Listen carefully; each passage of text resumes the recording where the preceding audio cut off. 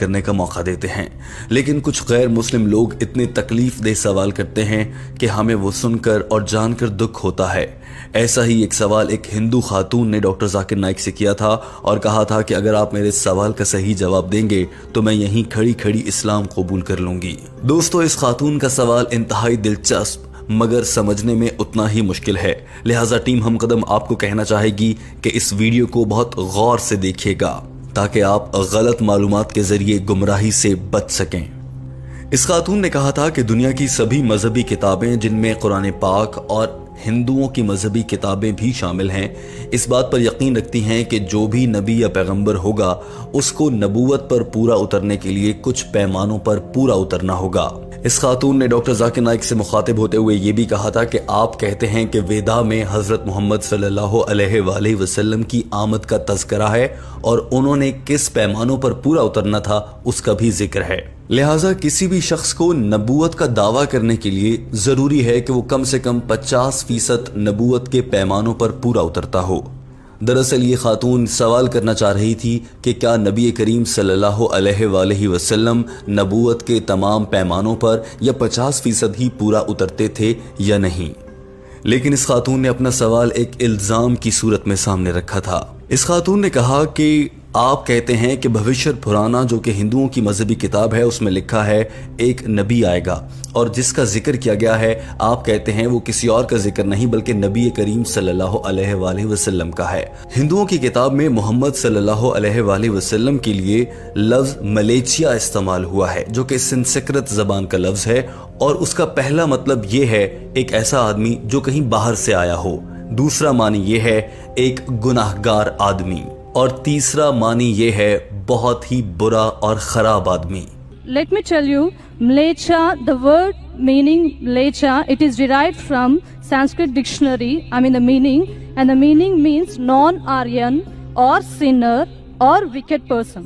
These are the three different meanings given to the word Mlecha. اس خاتون نے کہا تھا کہ اس لحاظ سے تو محمد صلی اللہ علیہ وآلہ وسلم گناہگار، ایک خراب آدمی نعوذ باللہ ہوئے۔ اس خاتون کی جانب سے ایک الزام تو یہ تھا، اور اس موقع پر پورا ہال اس خاتون کو خاموشی سے سن کر حیران تھا۔ ڈاکٹر ذاکر نائک بھی بہت غور سے اس کا سوال سن رہے تھے کیونکہ یہ سوال واقعی ذہن کو جھنجھوڑ دینے والا تھا۔ ہال میں موجود سبھی لوگوں کے چہروں سے لگ رہا تھا کہ وہ جاننا چاہتے ہیں کہ ڈاکٹر ذاکر نائک اس مشکل سوال کا کیا جواب دیں گے، مگر اس خاتون نے کہا نبوت کے معیار پر پورا اترنے کے لیے اسی کتاب میں ایک اور بات بھی لکھی ہے کہ ملیچیا کہلانے والا جو بھی نبی ہوگا وہ پنچ گویا اور گینجیز دریا میں نہائے گا۔ واضح رہے کہ گینجیز دریا سے مراد گنگا دریا ہے۔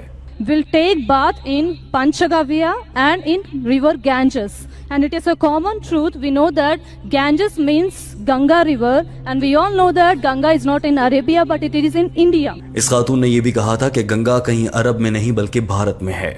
اس خاتون نے کہا کہ پنچ گویا سے مراد کوئی دریا نہیں بلکہ پنچ گویا سے مراد 5 چیزیں ہیں جن میں محمد صلی اللہ علیہ وآلہ وسلم کو نہانا تھا، اور پنچ گویا سے مراد گائے سے نکلی ہوئی 5 چیزیں ہیں، یعنی کہ پنچ گویا گائے سے نکلی 5 چیزیں، ان میں دودھ، دہی، گھی، پیشاب اور کوڈا شامل ہیں۔ اس خاتون نے اپنی بات مکمل کرتے ہوئے کہا کہ آپ مجھے دکھا دیں کہ قرآن پاک میں کہاں لکھا ہے کہ محمد صلی اللہ علیہ وآلہ وسلم نے ان 5 چیزوں سے غسل کیا تھا جن میں گائے کا پیشاب، دہی، گھی اور دیگر اشیاء شامل ہیں جو گائے سے ہی نکلتی ہیں، اور ساتھ میں یہ بھی بتا دیں کہ ملیچیا لفظ کے مطابق تو حضرت محمد صلی اللہ علیہ وآلہ وسلم کو گناہگار اور برا آدمی ہونا چاہیے۔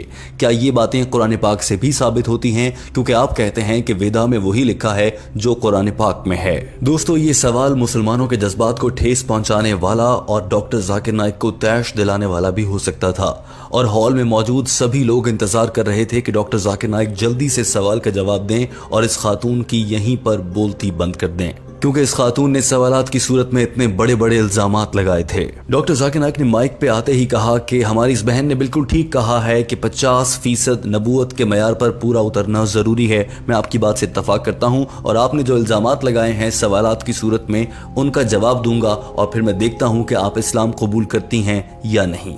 Then the prophecy is wrong. I agree with you, sister. I agree with you. And I will answer all your 3 queries. Let's see whether you accept Islam or not today. Doctor Zakir Naik ने कहा कि सबसे पहले बात कर लेते हैं लफ्ज मलेशिया से मुतालिक। आपने कहा उसके 3 माने हैं, पहला बाहर से आने वाला, दूसरा एक गुनाहगार आदमी और तीसरा एक इंतहाई बुरा और खराब आदमी। आप लोग हिंदू आज के दौर में भी मुसलमानों को मलेशिया कहते हैं और आप लोग इस नज़र से कहते हैं कि हम गुनाहगार या ख़राब आदमी हैं। दरअसल हिंदुओं की मजहबी किताबों का तर्जुमा लोगों ने अपने हिसाब से कर रखा है। आपके हिंदू पंडित अपनी पसंद का मायने वहाँ से उठाते हैं। मिसाल के तौर पर मलेशिया का ये मानी है बाहर से आने वाला।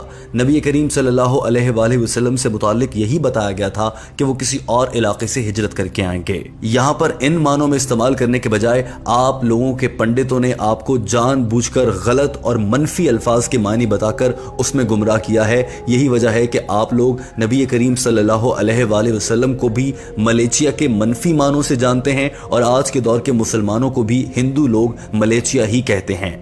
डॉक्टर जाकिर नाइक ने कहा कि किसी भी लफ्ज के एक से ज्यादा मानी हो सकते हैं। मैं मिसाल देता हूं, आज के दौर में कुरान पाक में बड़े वाज़ेह तौर पर लिखा है कि सूअर का गोश्त नहीं खाना है, यानी कि अंग्रेजी जबान में कहा गया है कि डू नॉट ईट पिग। सूअर को अंग्रेजी जबान में पिग कहा जाता है, पिग नहीं खाना है। अब आज के दौर की डिक्शनरी अगर आप खोलें तो उसमें पिग का एक मतलब पुलिसमैन भी लिखा है। तो क्या कुरान पाक ने यह कहा है कि पुलिसमैन को नहीं खाना? और यही बात बाइबल में भी इसी तरह से लिखी गई है। क्या बाइबल भी यही कह रहा है कि पुलिसमैन को नहीं खाना? नहीं, दरअसल ये कहा जा रहा है कि सूअर नहीं खाना है। उस लफ्ज का मतलब सूअर के मानों में ही लेना होगा। जानबूझकर मनफी या गलत माने लेकर किसी को या खुद को गुमराह करना गलत होगा। Today, if you open the dictionary, one of the slang meanings for pig is a cop, means a policeman. So one meaning is pig, the other meaning is a policeman. But naturally the Quran and the Bible, when the Bible says in the book of Leviticus chapter number 11 verse number 7 and 8. Doctor Zakir Naik ने कहा कि अब आ जाते हैं उस सवाल पर कि आपने कहा कि गंगा में नहाना जरूरी है। अब इसका तज्जिया कर लेते हैं। हिंदू इस्लाहात में अगर कहा जाए तो गंगा में गुस्ल या बाथ लेने का मतलब ये है कि अपने आप को साफ करना। डॉक्टर जाकिर नाइक ने कहा कि दरिया में हकीकी तौर पर गुस्ल लेना, उसमें उतरना और अपने जिस्म को भिगो लेना एक बात है जो कि मुमकिन नहीं कि नबी करीम सल्लल्लाहु अलैहि वसल्लम ने किया हो या उनके लिए करना ज़रूरी हो। और इसी लफ्ज़ गंजी के ज़रिए ख़ुद को पाक करने का अगर लफ्ज़ी मतलब देखा जाए तो एक ये बनता है कि ख़ुद को साफ़ करना, ज़हनी तौर पर पानी में उतरकर जिस्म को भिगो कर नहीं बल्कि अपने आप को वैसे ही पाक करना। डॉक्टर जाकिर नाइक ने कहा लिहाजा जब ये कहा जाता है कि नबी करीम सल्लल्लाहु अलैहि वसल्लम ने गंगा में गुस्ल किया, इसका ये मतलब हरगिज़ नहीं है कि वो गंगा में आए और वहाँ पर उन्होंने हकीकी तौर पर अपने जिस्म को भिगोया और गुस्ल लिया हो। इसका मतलब ये है कि उन्हें अल्लाह ताला ने पाक किया। और हम बतौर मुसलमान यकीन रखते हैं कि तमाम अंबिया, नबी करीम और तमाम रसूल पाक थे, वो मासूम थे, अल्लाह ने उन्हें पाक रखा था। So here when the prophecy says that Prophet Muhammad, peace be upon him, had a bath in the Panchagarbh, it doesn't mean he came here in the Ganges. It means that he was purified by Almighty God. And we believe that all the prophets of God, all doctor Zakir Naik ने साथ में ये भी कहा था कि आपने जो सवाल किया है वो बहुत बड़ा है और इसकी गहराई में उतरूं तो मैं पूरा दिन बोल सकता हूं और एक एक लाइन का जवाब दे सकता हूं, मगर मैंने आपको 2 बुनियादी चीज़ें यहाँ पर क्लियर कर दी हैं। मुझे उम्मीद है कि आपको आपके सवाल का जवाब मिल गया होगा और अब आप इस्लाम भी कबूल करेंगी। डॉक्टर जाकिर नाइक के इस जुमले के बाद ये खातून वहाँ पर खड़ी देखती रह गई और पूरा हॉल तालियों से गूंजने लगा था, मगर ये खातून माइक्रोफोन पर शुक्रिया अदा करने के बाद वहाँ से रवाना हो गई। दोस्तों, डॉक्टर जाकिर नाइक का इस खातून का जवाब आपको कैसा लगा? कमेंट के जरिए अपनी राय का इजहार जरूर कीजिएगा। मगर ठहरिए, टीम हम कदम आपसे एक अहम सवाल करना चाहती है। दोस्तों, हम जानते हैं कि भारत में पंडितों ने हिंदू लोगों के जहनों में मनफी ख्यालात डालकर उन्हें मुसलमानों के बारे में गलत बातें बताकर वहाँ के मुसलमानों पर तशद्दुद के लिए उकसाया है। यही वजह है कि बहुत से हिंदू गुमराह होकर मुसलमानों पर बदतरीन तशद्दुद करते हैं। दोस्तों, इस मामले पर आपकी क्या राय है? क्या ये भारत में अक़लियतों पर जुल्म नहीं है? आप अपनी राय का इजहार जरूर कीजिए और इस मसले का हल आपकी नज़र में क्या है? कमेंट करके टीम हम कदम और यहाँ पर आने वाले तमाम लोगों के लिए अपना इल्म शेयर कीजिए। दोस्तों, वीडियो देखने का बहुत शुक्रिया। हमारे चैनल हम कदम को सब्सक्राइब कर लीजिए। हम आपके लिए डॉक्टर जाकिर नाइक की जानिब से की गई अंग्रेजी ज़बान में गुफ्तगू का उर्दू तर्जुमा लाते हैं।